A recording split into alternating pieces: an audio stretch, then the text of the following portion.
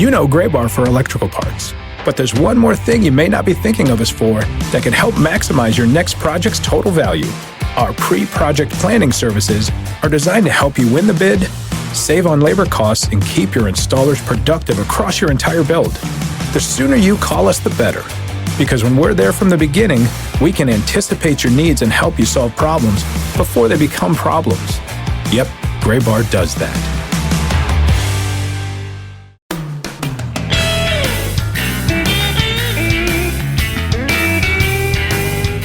Welcome inside episode number 109 of the Minor League Baseball podcast. Every week when we start, and like every segment that we start anew, I like scream into the microphone. And I vaguely remember being told in journalism college that that's like such a bad thing to do.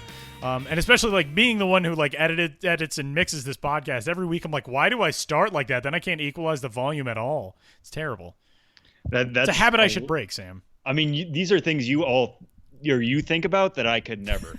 I mean, that's why we do what we do and we balance each other really well, because I always think like, oh, man, it's so good that Tyler starts the episode with such enthusiasm and everybody knows we're happy to be here and all that kind of stuff. And you're just sitting there being like, why am I so loud? Why am I yelling all the time? So, what a lunatic. Yeah, so let me be the other side of this podcast, as I always am. And just thank you again for your enthusiasm and starting us off on that note. Always lifting me up, Sam. Well, you're the one who does that. For me, Tyler. What a guy.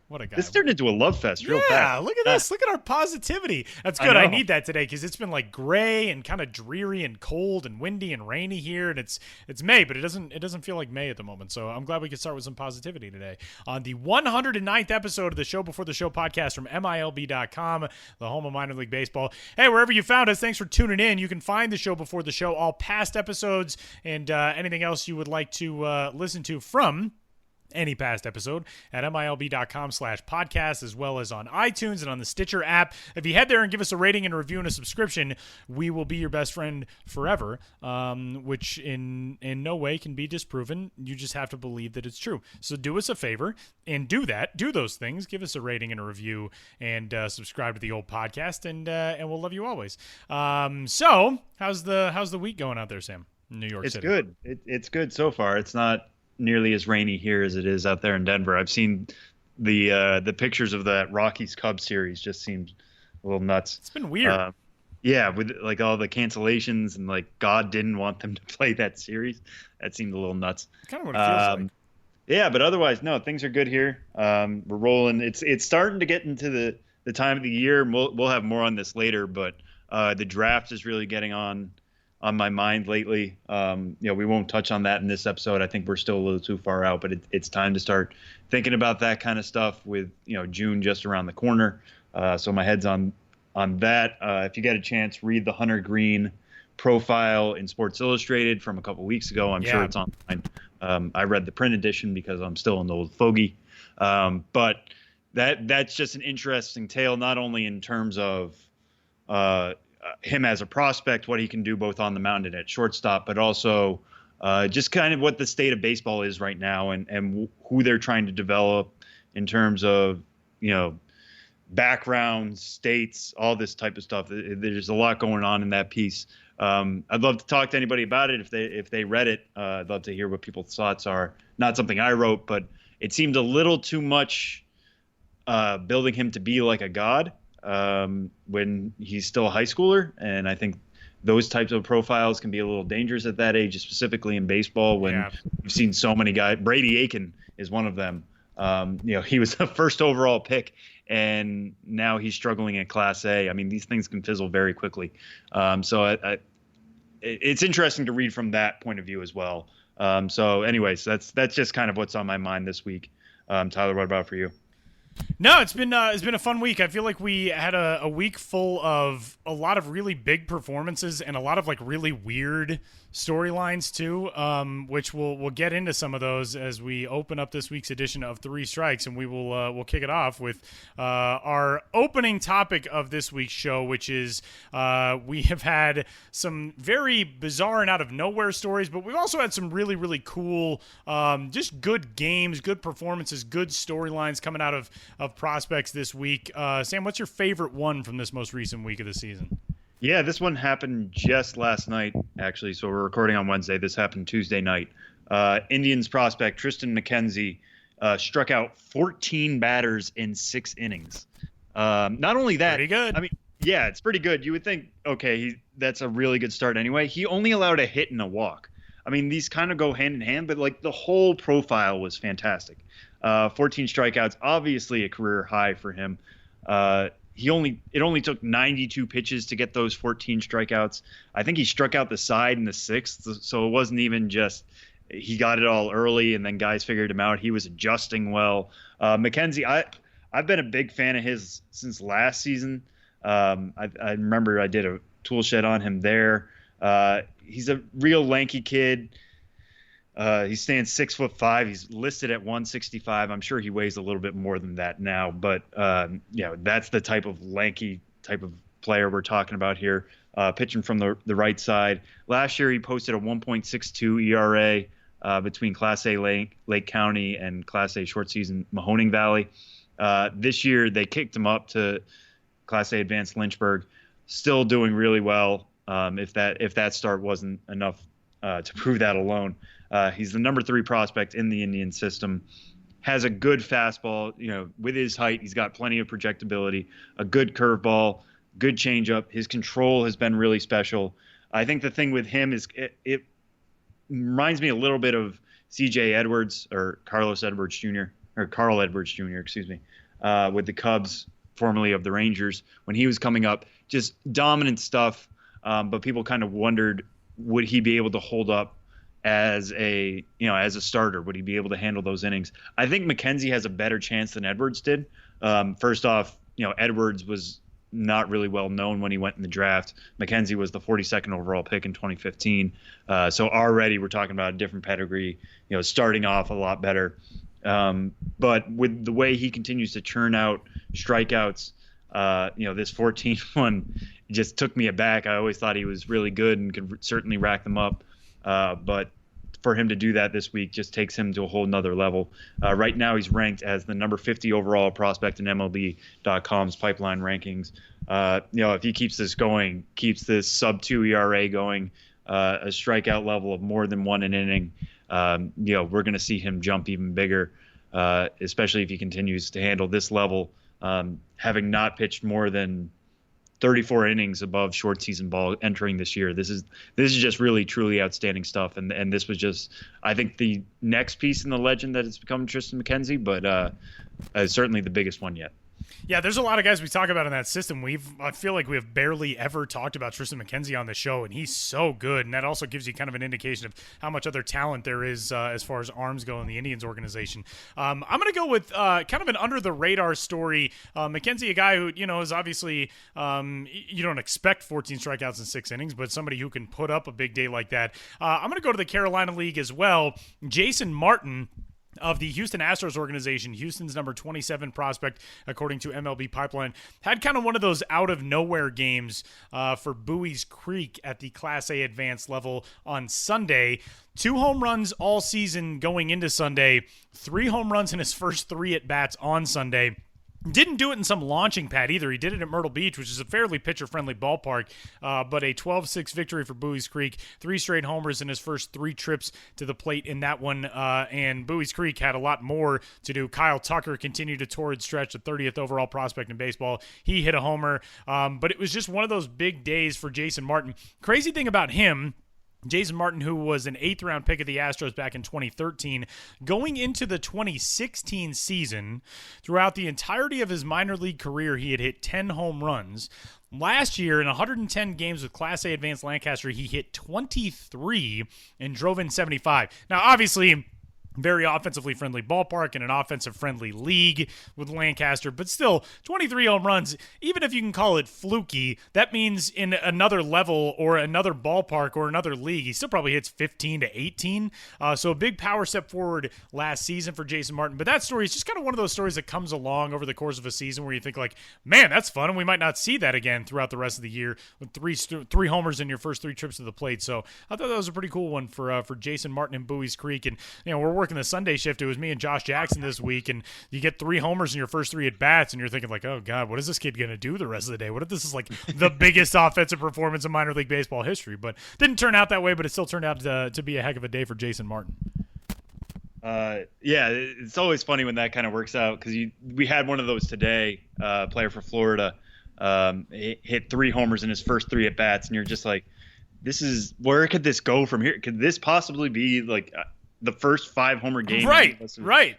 ever seen? And then it becomes a letdown somehow when they don't do that. So the player's name was Carlos Castro. I just want to make sure I got that right before we move on to the next thing. But yeah, it's just funny how they start out 3 for 3 with 3 homers, and you think, where could this day go? Could this be the 5-homer day that we thought?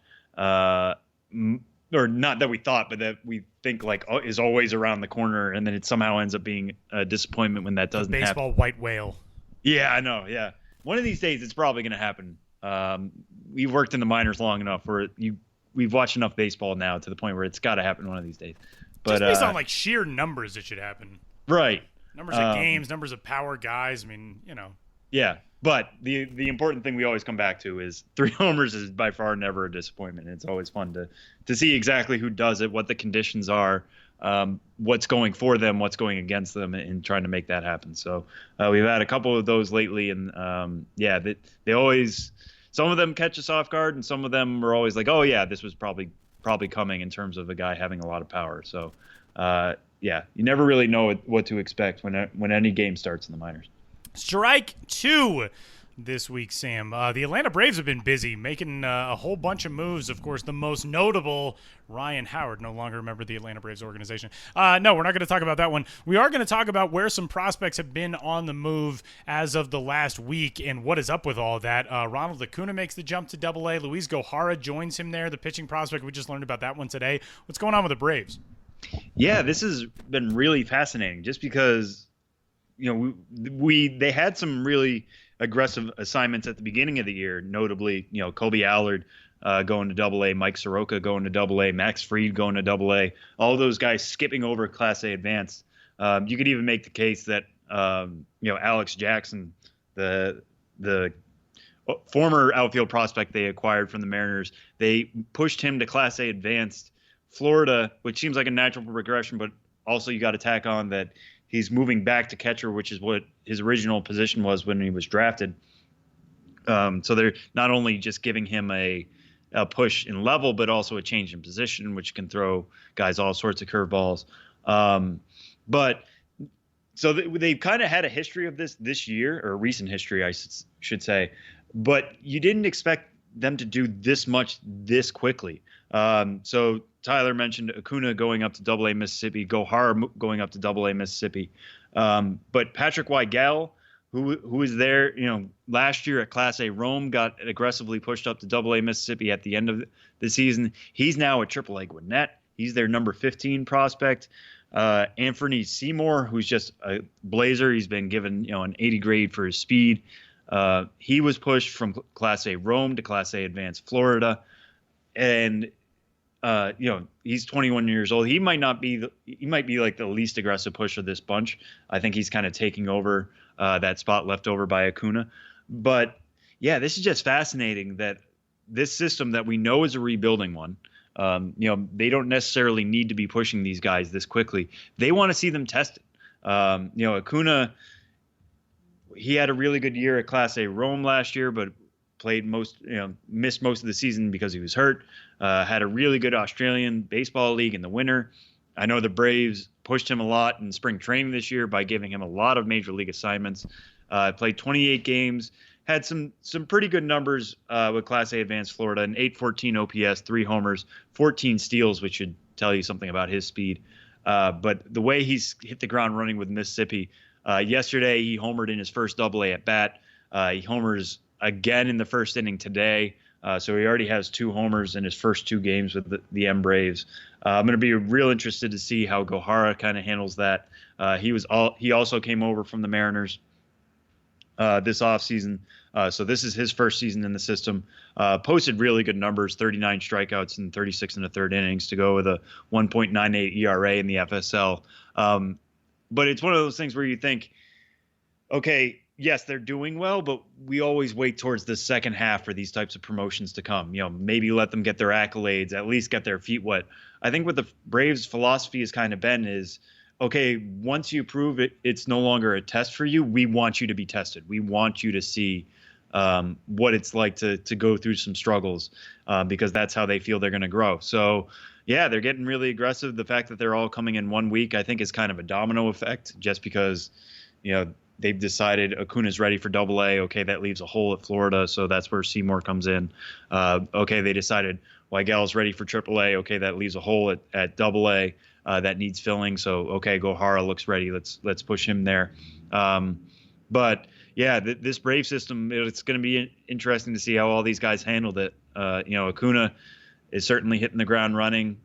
It's only 2 games. We'll see what happens once Double-A pitchers kind of get the book on him, know how to pitch him a little bit better, what adjustments he makes back.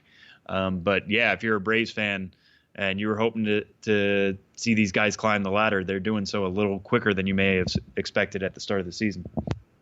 So keep an eye on that Atlanta Braves system, and also keep an eye on that Double-A Mississippi team and an advertiser on their broadcast. Josh Jackson told me that last night he heard an ad for an Italian restaurant, I think in Jackson, that declares itself to be, let me make sure I get this right, as good at Italian food as the Braves are at baseball, and that Mississippi roster is loaded, so presumably that restaurant is just killing it right now. So if you're in the area, give it a shot. Why not? Yeah. It's a foolproof plan. Is it very young pasta? Well, and does it vary? Like, if they go on a losing streak, like Josh and I were saying, do you have to serve the food cold? I don't know how it works. Seems kind of strange. That's a great promotion. Seems a little weird. We should bring that up with Ben at some point. The Braves aren't winning, so sorry, you're going to get a frozen lasagna. Yeah, but if the team reels off like a 15-game hitting streak, then you gotta call in like an executive chef. Yeah, there's the wedding soup is you're just killing it. Oh man, they shouldn't. I don't think they should do this at like an adjacent restaurant. Like they should do this like in the stadium. Based on how good we're playing, that's the quality of food you're gonna get. Yeah. Some minor league team, do it. We know people are listening in front offices. Yeah, we marketing geniuses who are. Exactly. We talk about this for 1 hour a week. We definitely know what we're talking about. We know it puts fannies in the seats. That's as the kids say. All right, strike 3 this week, Sam. We had a lot of strange stories this week too. We had multiple marriage proposals from players to now fiancés. We had a snake on the field in Sacramento. I'm gonna go with my story first because your story is far more interesting and far more debatable for us, something to discuss. Right. Well, before we tease that in that way, let me just say, your story is actually uplifting and what baseball should be about. Yours is a good story. Let's not leave it at mine is one. No, it's just very different. Right, yes. Right. So this is our favorite out of left field, pun, stories for this week of the season. And mine is about Ryan Atkinson, who is a pitcher, right-hander in the Arizona Diamondbacks organization, who last night, again, as Sam noted, we're recording on Wednesday, last night went out, allowed 1 hit, struck out 5, walked 2 over 6 innings on the eve of his birthday. So today, as we're recording, it is Ryan Atkinson's birthday. It's actually his first birthday away from home. Cincinnati native. He played his college ball at the University of Cincinnati, so he had never been away from home for a birthday, but gave himself a pretty good present last night. But the thing that was cool, Ryan Atkinson, we're getting through our conversation. This is one that I wrote, and Ryan said toward the end of the call, I asked him about being in the organization as an undrafted player. He wasn't drafted out of Cincinnati. And I assumed that he had signed last year after being done with school last year. Didn't realize he actually graduated from college in 2015. He was a 4-year player for the Bearcats of Cincinnati. Graduated from college in 2015 and just kind of thought he was done with baseball. He started a job. He was in client services, patient services with the University of Cincinnati Hospital. He was also doing some personal training work. And then last year, after 13 months away from baseball, he just decided, I don't think I'm really done. I don't have this out of my system yet. So he emails an independent league team. They invite him to a tryout. He said he had about 5 days to get ready, and it was the first time that he had picked up a ball since his last outing in college. Goes out, tries out for this Indie League team, makes the roster. While he was trying out, there were scouts from the Diamondbacks in attendance, and after 1 week in independent ball, he gets signed to a contract in the D-backs organization. He goes to 2 levels of rookie ball last year, the rookie level Arizona League and the rookie level Pioneer League. This year starts the season with Class A Kane County, then makes a jump 2 starts ago to Class A Advanced, where he's in the California League now with the Visalia Rawhide. But just one of those cool stories where a guy, not many people have that opportunity. Everybody at some point is more than likely going to have to be done with baseball and go off and work a real job. For the most part, that's how it happens for guys who enter the minor leagues. The vast, vast, vast majority of them will never A, make the big leagues, or B, see massive life-changing money that's going to push them into a road that's a little bit cushier than the rest of us. So most people, and for college athletes, the percentage is just as small of anybody who gets to move on and play professionally and get paid to do it. So this is really cool that Ryan Atkinson, he was one of those guys for a while. For 13 months, he was somebody who was doing a work-a-day job, and then all of a sudden thought, like, I'm gonna give this a shot again. And he's doing great so far this year, a 4-1 record and a 3.48 ERA through 6 starts with Kane County and Visalia, and last night a really good one. So a pretty cool story to stumble upon. He just kind of let me know that later in the conversation. He was like, oh yeah, actually I got done in 2015 with school, and then I was out of baseball for a while, and every once in a while we stumble onto one of those stories, and they're really, really cool to hear. And a lot of them, usually, they love telling that story. I mean, or telling their story. Yeah. Like John Borman last week, when we were starting that interview, that a lot of people reached out and really enjoyed. So we're all glad that worked out as well as we had hoped. But he just said, yeah, I love telling this story. I mean, so some of these guys, they know where they come from. They kind of know the score. And they'll love talking about where they come from and what they've kind of done to get there. So those types of stories are almost as fun, if not more fun, to write and report than the number 1 overall prospect in the game, or somebody is definitely headed to the majors someday. So let's get to yours, Sam. This is a weird one. This is a weird one that did not happen in the past week.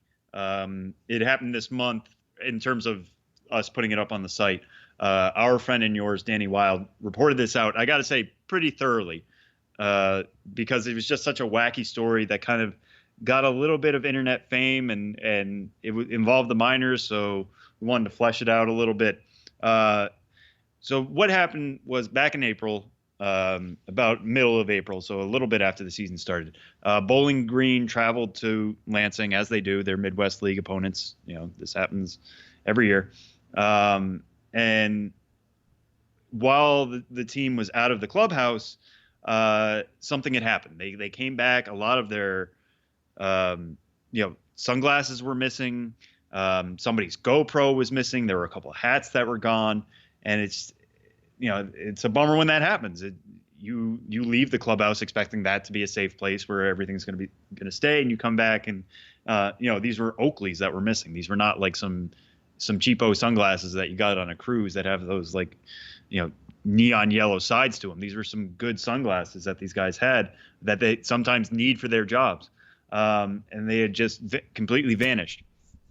So the way Danny tells the story, that's unfortunate, and there's not really much they can do at that point until some sleuthing got involved, and they found out exactly who did it, because there was an Instagram account that I'm not going to announce here. It no longer exists. It no longer exists. Yeah, it's been deleted. And also, I just don't want to give these people any more fame than they really deserve. It's pretty easy for you to find it if you want to find it. Oh no, it's on the site anymore anyway. Yeah. Right. Yeah.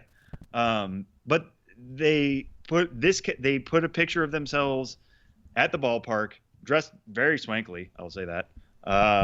And initially I was like, did they just go to a wedding at the ballpark? Like, what happened here? No, because this wasn't Fresno. Right. Which is where this type of thing could happen. So weird. This was the caption on the photo, though.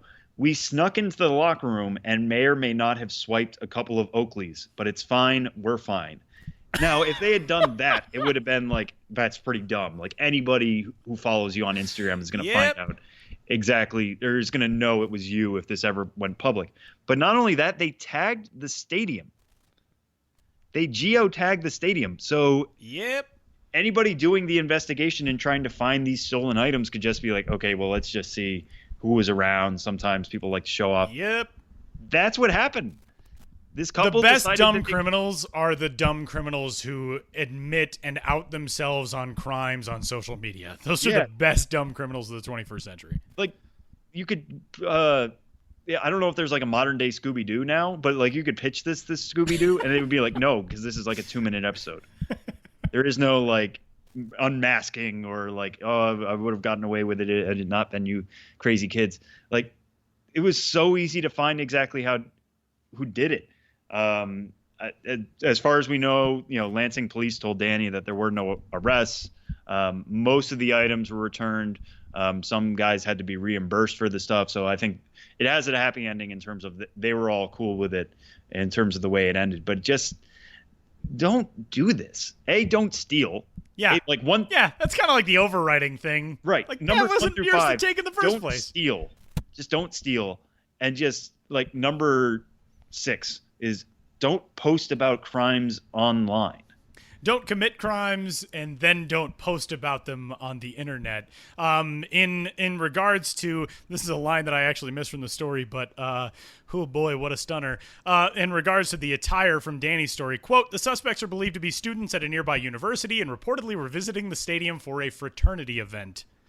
There was an inaccurate report from Barstool Sports, which stated that the suspects had been arrested. Lansing police said that they had no record of that happening. The Lugnuts contacted Lansing police for help in finding these two yahoos, and they did, and that's where the story pretty much ends. But yeah, what a couple of wacky kids, man. Let's go steal from some minor leaguers, and then let's post about it on Instagram and tag the stadium. Cool. It's like the ultimate 21st century crime. Not only can we not do anything anymore, we can't do anything without bragging about it, like to tell everybody, and also just tagging the place that you are out of habit. So yeah, anyways, that's there's your 21st story. It's no Ocean's 11, but there's your 21st century crime story of the week. That was really something. Really something. So you can head to MILB.com and check out that story and all the rest of a crazy kind of week around the minor leagues. And you can catch up on, your snake news in Sacramento and your proposal news all across the minor leagues and all that kind of stuff as well. So that'll put the finishing touches on 3 Strikes for episode number 109. We haven't even teased this week's guest, but coming up on the show in just a moment, you'll hear from Jack Flaherty, who is the reigning Texas League Pitcher of the Month for April. Jack Flaherty joins the show from the St. Louis Cardinals organization to talk about his hot start to the 2017 season, coming up next.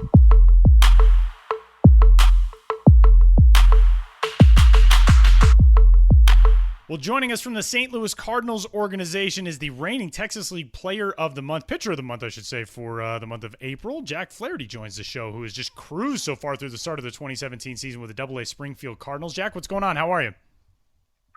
I'm doing good. Thanks for having me on. Absolutely, man. Thanks for joining us. 6 starts this year, a 5-0 record, a very nice 0.69 ERA. What's been the key so far this season? I mean, you've had a very steady incremental progression through the system, drafted in 2014. We'll talk about where you went to high school because obviously it's produced a decent amount of talent. 2014, you're in the GCL. 2015, you're in the Midwest League. Last year in the Florida State League. This year in the Texas League. I mean, it's been one steady step after another, and this start has been fantastic. What's been the key so far this year? Yeah, it's really interesting when you put it that way. Yeah, it's been kind of just steady, year by year. But, for me, coming into this year, I really wanted to get off to a good start. I didn't feel like I had done that. I didn't feel like I had gotten off to a good start last year. And then first year in the Midwest League, I got hurt in my first start. So for me, I wanted to get out to a good start and just kind of set the tone for a good year. And, for me to be able to do that, I felt like I've been able to really attack hitters and go after them and command the zone. And really by getting ahead of them and commanding the zone, I just feel like I've been able to pitch my game rather than have to give in to hitters. And, going along with that, I think that our defense behind me has played really, really well, which has just kind of allowed me to be able to go and get ahead, and by getting ahead, it's led to some early outs and some early outs that the defense has played really well behind me for. Yeah, Jack, I'm glad you mentioned, getting off to a fast start compared to other years. I mean, at this point last year, not to drudge up the past, but you had a 6.08 ERA for Palm Beach, through first couple weeks of May. So what kind of goes into that in terms of, it's one thing to say I wanted to get off to a fast start and then making it happen, but is there something about your spring prep, your off-season prep? I mean, what kind of went into turning this into such a fast start? It was kind of a few things, changed a few things up in the off season, just in how I wanted to prepare going into the spring in order to really be ready and prepared going into spring, and then being really ready to go for that first start, and just mentally knowing what I wanted to do going into each start, and just kind of changing up how I needed to prepare, and being able to communicate with my catcher a little bit better. At this point, so far, our catchers have called a really good game. I haven't had to shake too much. It's been pretty easy flowing, where I've just been able to get up there and greet on pretty much every call that's been made. And so it's made the game flow a lot better for me, rather than, having to shake. And usually that's been on my part, on me wanting to call something else that typically probably wasn't the right pitch to call. And so it's just me really trusting the catchers, and they've done a really good job. And just in preparation, each and every day, taking the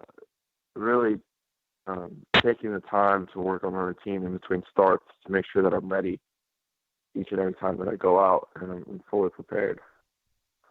And just in terms of, wanting to get off to that fast start, all that work that you kind of put in coming into this year, I mean, how much of your thinking or your, calculus kind of went into the fact that, this year you were a non-roster invite to spring training. You knew you were probably headed to Double-A Springfield, and Double-A is definitely a launching pad for the majors. I mean, how much did that kind of enter your thinking in the fact that you were actually in that clubhouse this spring in Palm Beach, and now, you're only 2 steps away? Yeah, going into the off season, it was big for me last year to have a good end of the year, because it was kind of an up and down year last year. But I was able to finish up strong in August, and maybe one start in September. But I know that for me, I wanted to build off of that and carry that into next spring. And then when I found out I was invited to Big League camp, I really wanted to, I think everybody feels the same way when they first get the opportunity to go into campus. You want to go in and try to prove yourself and prove you belong and whatnot. And there was a little bit of that, but really, I didn't want to try to do too much. But I mean, yeah. Trying to figure out how to put this. I just wanted to go out and really, I realized that, this was an important year for me to come out and to pitch well and really get off to a good start, seeing what other guys have done coming into this year. So, getting the opportunity to go into camp and then to come here for me, it was definitely kind of a motivating factor. Jack, let's talk about your start of the year in terms of it seems like you've really just been turned loose. So many different organizations handle things different ways with the way pitchers are managed coming out of spring training especially. But in 5 years, 6 starts so far this season, you've gone at least 6 innings. You touched 99 pitches one time on April 17th, and your longest outing of the year, a 2-hit shutout over 7 2/3, and a terrific performance, 9 strikeouts and 1 walk against Midland. We could say that about literally every game you've thrown this year. Terrific performance. But to start the season, you've been able to go deep into games. You've been able to rack up pitches, and the Cardinals organization trusting in you guys to do that early on in the season. Take us through what that management is like, because so many different organizations. I had a conversation with the starter in the A's organization last night. For example, at Class A Advanced Stockton right now, they had an 8-man rotation to start the year. 4 guys would start, 4 guys would piggyback behind those guys, then they would switch the next time through the rotation, and it was a max of about 4 innings per time out. But really, it seems like you've kind of been handed the ball to start the season, and it's been go for it and see how far you can get, see what type of start you can put together, and that's got to be kind of nice to have that freedom, I would imagine. Yeah, every organization is going to do their own thing, and with the Cardinals, they've, not just with me, but with everybody in our rotation and seemingly everywhere, they've kind of let everybody go out and just pitch. And if you're cruising, you're going to keep going. So either you hit your pitch count or you run into trouble and you need to come out of the game. You look tired or you look gassed. But it's kind of been that way with everybody, especially on this team. We've had a bunch of guys go deep in the games. Another guy go 8, a bunch of guys gone into the 7th. So, it's really nice to just know that you're going to be able to go out there and pitch. And you're going to be able to go out there and pitch your game and go as deep as really you allow yourself to. Or, until something happens where you have to come out of the game. But, to know that if you're cruising, you're going to be able to keep going. And like I said, early in games, being able to get ahead of guys and get some early quick outs has definitely allowed for that to happen. And, the defense made all the plays behind me, whether it's the routine play or it's, a really good play. The defense has been really good, which just allows, when those routine plays are made, it allows for me to go deeper into games. And, it just makes things easier and allows for some cleaner and steadier innings. And as Tyler kind of mentioned from the beginning, we kind of want to go back even further now and go through, just kind of your high school history. Tyler kind of touched on that. You come out of Harvard Westlake in Studio City, California, a place that not only produced yourself, but Max Fried and Lucas Giolito went in the first round 2 years before you went 34th overall to the Cardinals. They've had some other guys drafted, Austin Wilson, Gavin McCourt, Leo Kaplan was taken last year but didn't sign with the White Sox. So what exactly is that program like? I mean, I looked up the Wikipedia page for that, and the alums who have been to that school, the Gyllenhaals, Jake and Maggie, Sally Ride, who is an astronaut, the mayor of LA right now. I mean, what is that school? What about it that school produces? What's in your water fountains at this? Let's just lay it out there. That's what I'm getting at. You get a bunch of different people that come out of that school. But it's interesting when you bring it up, because when I chose to go there, I didn't know anything about the baseball program. I was honestly going there for the school itself, because it's it's one of the top schools, one of the top high schools in the nation. And when Lucas happened to go there, I'm pretty sure he happened to go there for the school. You could ask him, but I don't think he went there for for the baseball program. But it's one of the top schools in the nation. But you get, like you said, you have Gyllenhaals come out of that school, so you get different athletes, you get some actors, some actresses come out of there. Bunch of people, Jason Segel also came out of there. But for me, Lucas, and then Max is a little bit different, where his school shut down athletics before he came his senior year. But as far as the baseball program, it's when I got there, I didn't know what to expect coming in. I heard stories about our coach, Coach LaCour, but he really worked us. He really worked each and every one of us, treated everybody the same. Didn't give anybody, any different privileges, just because, Lucas got no privileges when he was there, when he was the guy. And same thing with Max when he came in. He had to earn his way. He was working just as hard as everybody else. And then, for the three of us, our pitching coach while we were there, for my first 3 years, and for the whole time Lucas was there, Ethan Katz, he definitely played a pretty big role in it too. So both him and LaCour, they worked everybody in the system just really hard each and every day, and made sure that we were just continuing to remain true to who we are and continuing to try to get better each and every day.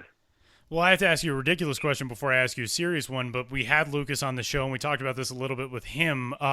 What is your closest relative who was in Seinfeld? Because Lucas's grandpa played Susan Ross's father, so I'm just assuming everybody who went to Harvard Westlake has somebody who was in Seinfeld.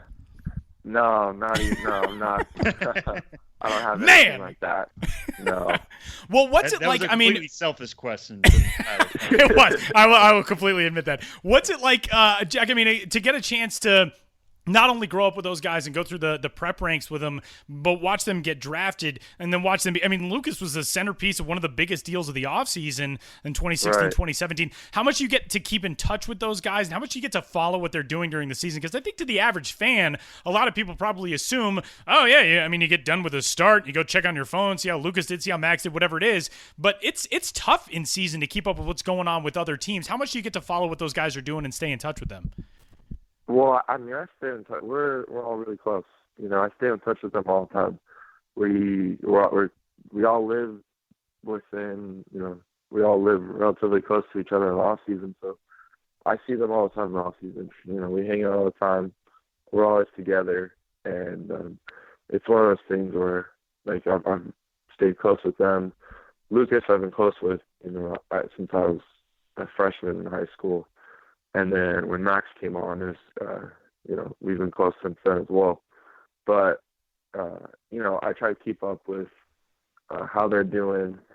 I got a chance to actually watch Lucas's start on Monday because we had a day game and they were playing that night. So I actually got a chance to sit down and watch it live, which was a good thing. I hadn't been able to do that. Occasionally I'll go back and watch the guys start, see how they're doing. After game, I've always got a text from, or not always, but most time I've got a text from either Max or Lucas whenever they get a chance, just saying, that a boy, keep going or something, and I try to do the same for them. So really, we stay in touch pretty well, and it's kind of fun to be able to keep up with them and see how things are going. I know they're both doing well. But when they were going through getting drafted, that was just kind of that was a huge deal when everything was going on because I was a sophomore just at the time, and it was something that I didn't really think about. I didn't know when I was going in there that who Lucas was until we were going through the freshman year, and there's a bunch of people there coming to watch him.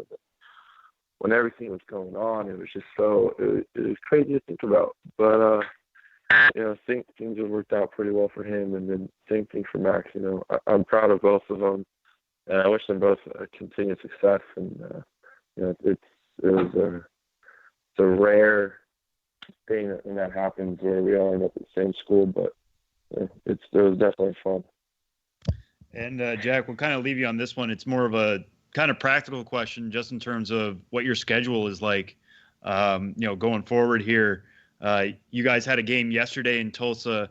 You're actually scheduled to pitch tomorrow in Arkansas. So today the Texas League has a league-wide day off. What are you doing exactly to prep for tomorrow, this being the last day before your start, especially, with the travel involved, all that kind of stuff? I know major league teams typically send their starters out ahead if they have to travel before a start. What is this day like before a start for you, especially with the day off and the traveling between the two spots included? Yeah. This one's a different day. Like, I haven't really had a day like this before, except for the only one that's been like this was Frisco, but we traveled to Frisco the day before. So we just got in last night from Tulsa. And then we leave again in the morning for Arkansas. So I'm really just hanging out today. I'm not really doing anything. We got an off day today. I'm just kind of hanging out. Not really anything going on. Get on the bus in the morning and then head over to the hotel and get some food and then go with it from there. But today, just kind of hanging out. Not too much planned, really. Kind of stay off my feet. He is Jack Flaherty, the 8th-ranked prospect in the St. Louis Cardinals organization, not just doing nothing today. He's making podcasting gold, obviously, on the 109th episode of the show before the show. Jack, terrific start to the season, reigning Texas League Player of the Month. Congratulations on the good start to this year, and keep it rolling, man. Best of luck the rest of the way. Thanks for joining us. Thank you, guys. Thanks for having me.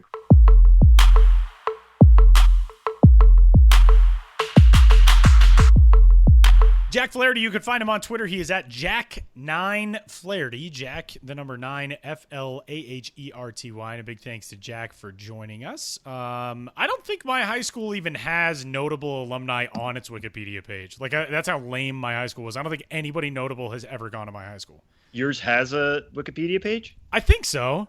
Does yours not? I'm fairly certain it does not. Really? Let's. I'm gonna oh no, there it right is. now. It actually. See?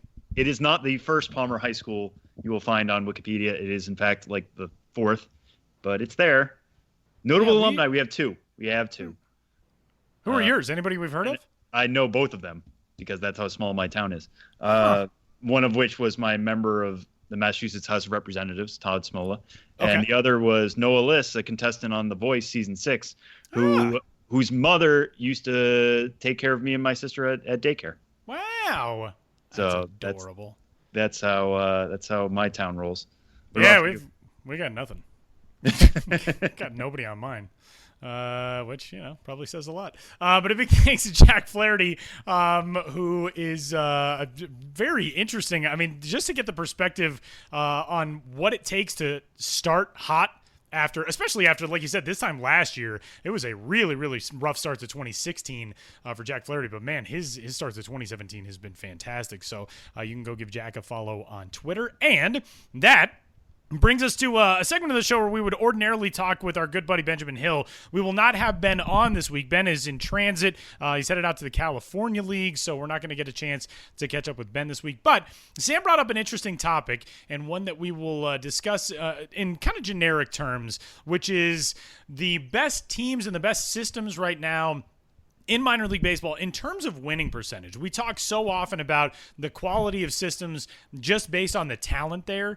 But, teams win and lose in minor league baseball. It's a very debatable quality of development, how important that is or is not for teams and players to win and lose at the minor league level.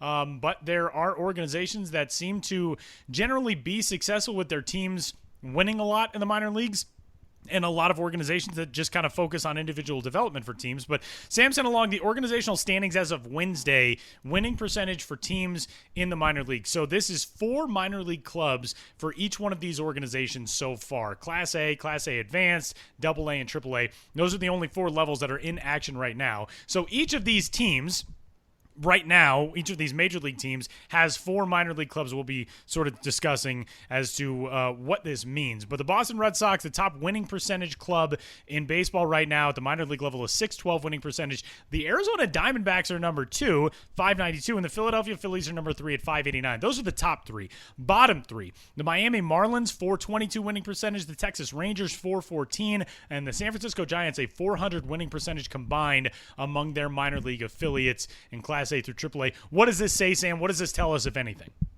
The thing is, I truly don't know exactly what it means, and I don't mean that in terms of here we're going to introduce a topic and say, listen, this is what it is. I mean, it's an interesting thing to kind of debate. Lord knows we've had enough discussions with managers, with farm directors, who they will to a man tell you, you want your players winning throughout every level. You want them getting comfortable with winning. You want them striving to win every day. But we also talk with them about churning out talent. I mean, the key is developing major league talent, making guys their best selves, making them, their best, the best versions of whatever position they play at, whether it's pitcher, catcher, infield or outfield or whatever. So sometimes that means, limiting their pitch counts. If you were truly playing every game to win, and we brought this up with Jack Flaherty, or rather Tyler did, If you're pitching every game to win, you're not necessarily going to have starters piggybacking every time. If one guy looks great through 4 innings, you are going to ride him as long as you can. That's not what the minors is about.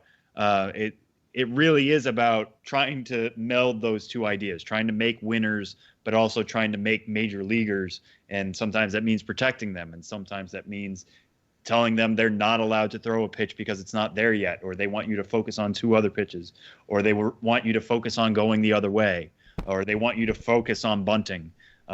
Which doesn't necessarily make you a better player. So all these things that kind of go into that equation. So it's interesting to see where things stand here. The second week of May. The fact that the Arizona Diamondbacks have the second highest winning percentage on this list, I think, is the most surprising. Just because we had our farm system rankings at the beginning of this year. They never ranked very highly. They're there with the Marlins and the Angels and maybe the Mariners in terms of, bottom systems in the game. They're churning out winners right now.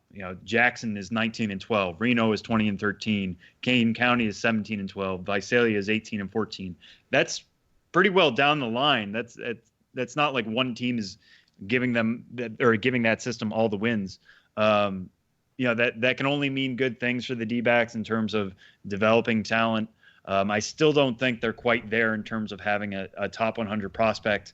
Anthony Banda has been pretty good at AAA Reno, 3.82 ERA there. Has struggled with his control, 17 walks in 32 thirds innings. He was probably as close to a top 100 guy as they're going to have. So he really hasn't done that much to overcome that hump and kind of get into that conversation. John Duplantier, who we brought up last week, has had a stellar start to the year, but that's only at Class A Kane County. He's a college pitcher. Should probably be doing decently well there anyways, so he's not going to become that top 100 guy. Taylor Clark is having a good season at Double-A Jackson. His ERA is sub-2 right now at 1.85. He had a good outing today as well. So the individual parts are doing well. The collective is doing well for the Diamondbacks. Does this mean we're going to necessarily think of them as a better system? No, not quite yet. Just because even if the collective is doing this well, I just don't see the individual pieces that are doing enough to turn them into, a big time system. But, they're doing all they can ask. I remember at some point we published our farm system rankings, and somebody did one of those things that I never really like. They kind of tattle. They kind of like tag somebody in a tweet that's about them. Yeah. So I think they tagged either individual D-backs players or teams or something. They basically told the D-backs like, hey, you guys should print this out and use it as bulletin board material. They absolutely should. God bless them. Right. Use it as motivation. We're not trying to be down on you to be down on fans. you. We're trying to be exactly. Objective. So if that's what they're using as motivation, go for it. Use it. We'll see how things stand as the months go on. Maybe they're overperforming their talent right now. That's certainly what it feels like. But overall, the collective is doing that well. So, we'll have to kind of keep an eye on that. It'll be fascinating to see how these D-backs teams do the rest of the way.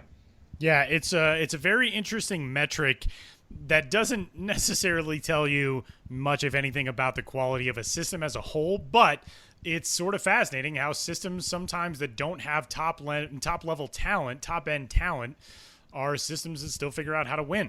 And so that's been fun to watch for a system like the D-backs, especially. The Boston Red Sox obviously are loaded at some of their levels, and the Philadelphia Phillies have a whole heck of a lot of talent too. For the Marlins, the Rangers, and the Giants, things haven't been quite so good. Yeah, actually, let me throw in there too, just because if we're going to talk about teams that we consider bottom of our farm system rankings, how are the top teams doing? The Braves are 12th with a 524 collective winning percentage. The Yankees are 13th at 516, and the Chicago White Sox are 27th. So just kind of missed our cutoff for bottom 3 at 423. So does that mean, we're all of a sudden going to like the Philly system a whole lot more than those systems? No, I don't think that's true. But if you think, like we said it in our second strike, I think it was, Braves are having an awful exciting year in terms of the way they're pushing their prospects, and I'm sure they are much happier with the individual performances than the collective one right now. Agreed. We got one more topic to talk about today before we wrap things up, and it is a dandy. Our good buddies at Cut 4 put together a list this week. This is from Chris Landers of the top 10 team names in minor league baseball. This happens 1,000 times a year from various publications, various sources, the best logos, the best uniforms, the best names, whatever it is. But this from Cut 4, what Cut 4 is always... What they do always seems to be just better than anybody else who attempts to do something similar to them. So we're going to discuss their rankings. So the top 10 teams in terms of team name in minor league baseball, we will start from number 10. That's the Richmond Flying Squirrels, Double-A affiliate of the San Francisco Giants. Lehigh Valley Iron Pigs are number 9, the Triple-A affiliate of the Philadelphia Phillies. The Binghamton Rumble Ponies, a new entrant for 2017. The Mets Double-A affiliate are number 8. Albuquerque Isotopes, the Triple-A affiliate of the Rockies, are number 7. The Batavia Muck Dogs, who are a Class A short season affiliate of the Miami Marlins, they are number 6. Number 5, the Lansing Lugnuts, a Class A affiliate of the Toronto Blue Jays. Number 4, the Biloxi Shuckers, the Double-A affiliate of the Milwaukee Brewers. Number 3, the Fort Wayne Tin Caps, a Class A affiliate of the San Diego Padres. Number 2, the Hartford Yard Goats. Rockies get 2 teams on this list. That's their Double-A affiliate. And the top-ranked team name in minor league baseball, according to Cut 4, is the Montgomery Biscuits, the Double-A affiliate of the Tampa Bay Rays.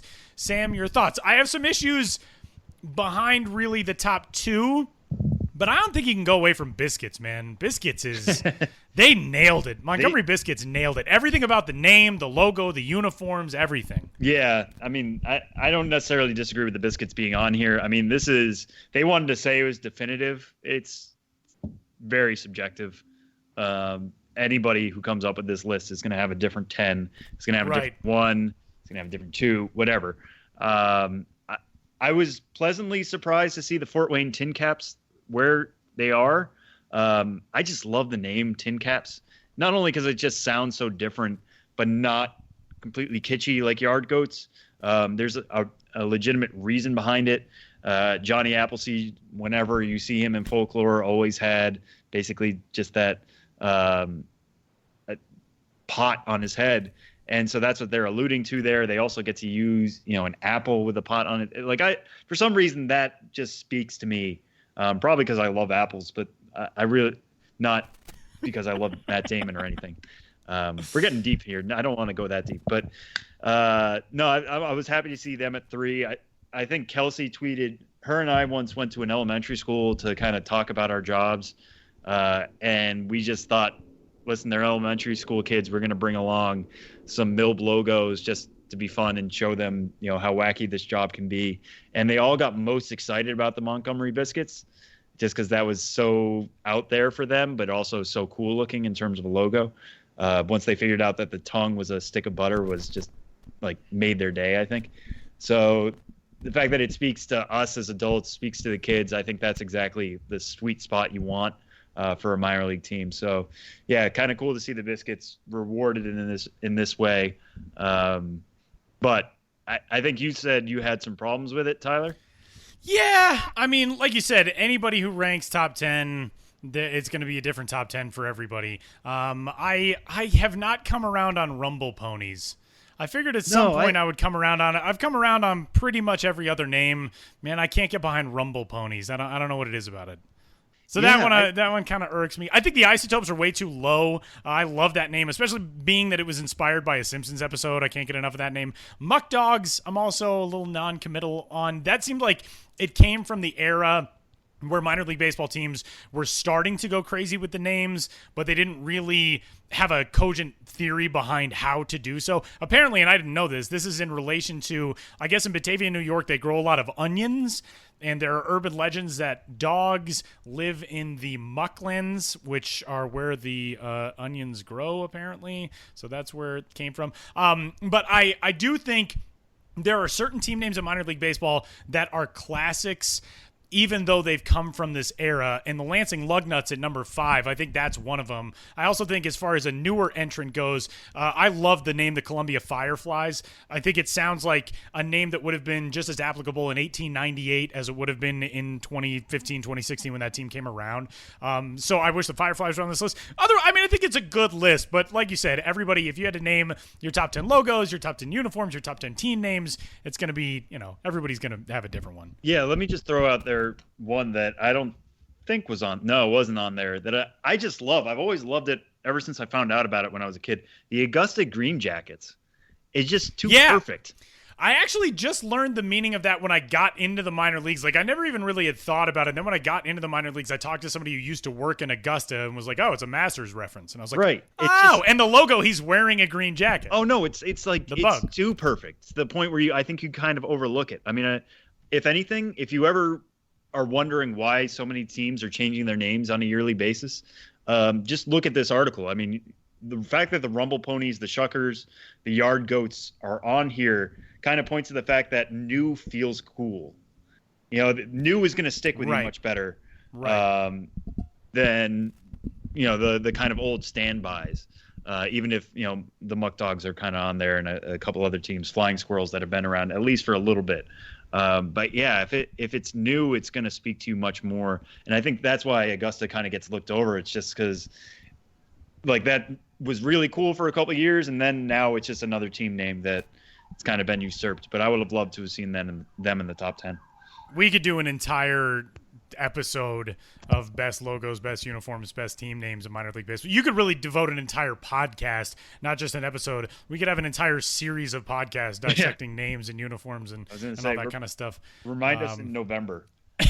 But which, one day if we do, we can get Tim Haggerty on from the El Paso Chihuahuas, who literally wrote the book about minor league team names. So maybe at some point over the offseason, we're going to have to do that. I like it. But yeah, go check that out at Cut 4 because it was a good one from this past week. And so that'll wrap it up. It's not the same without Ben. It's so good, but it's not the same. It's not the same at all. We miss you, Ben. Wrapping the show up next.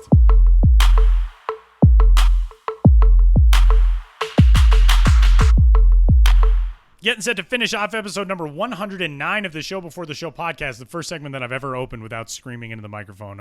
I've learned from segment number 1, segment number 4 of episode. It only took 109 episodes. I'm very proud.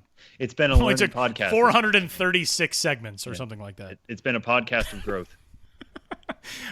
So again, you can find Jack Flaherty on Twitter. He is at Jack9Flaherty, and you can tweet us or email us your favorite minor league team names and logos and all that kind of stuff, because that's a conversation that will never end and will never not be fun. Podcast at MILB.com is where you can get in touch. You can also find us on Twitter. Sam is at Sam Dykstra, MILB, and I am at Tyler Mon, and that'll just about do it. MILB.TV is where you can catch the best and brightest of minor league baseball all season long. Sam, what are you watching? Yeah, so this weekend should be a fun matchup. Lansing Lugnuts traveling to Kane County. I've got my eye specifically on a game on Saturday. I keep beating the drum for John Duplantier. He's starting on Saturday against those Lugnuts. He's got a 0.86 ERA. He'll be taking that up against a lineup that is one of the best in the Midwest League, if not the best, because Vladimir Guerrero Jr. is in there. He's batting .347 with 4 homers. I love his approach. 19 walks, only 15 strikeouts, and an OPS above 1,000. But it's not just him that makes up that Lansing team. It's also number 9 Blue Jays prospect Bo Bichette, second-round pick last year. He's hitting .365 with a OPS of 1.044, 3 homers and 11 doubles in his first 24 games with the Lugnuts. So if Duplantier is going to be challenged, it's definitely going to be by a lineup with those 2 guys in it. If they are going to be challenged, it's against an arm like his.